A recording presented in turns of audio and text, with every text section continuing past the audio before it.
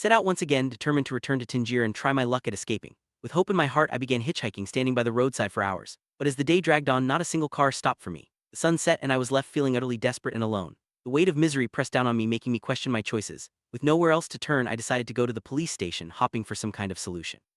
There, I spun a story about searching for my aunt, though it was just another lie to cover my real intentions. The officers questioned me thoroughly and I answered with more lies except for the truth about where I came from. This led to them taking me into custody, a turn I hadn't expected.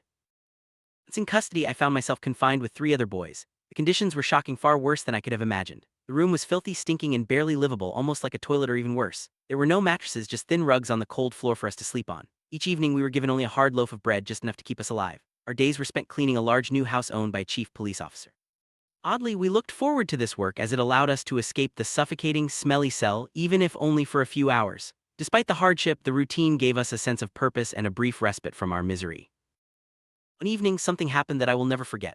A police inspector began to stare at me in a way that made me deeply uncomfortable. Fear and anxiety crept in, making the confinement even harder to bear. But that same night, on the 5th day of my ordeal, a new inspector arrived. I recognized him immediately. He was from Safi, my hometown. I overheard him talking with the other inspector, and I sensed they were discussing me.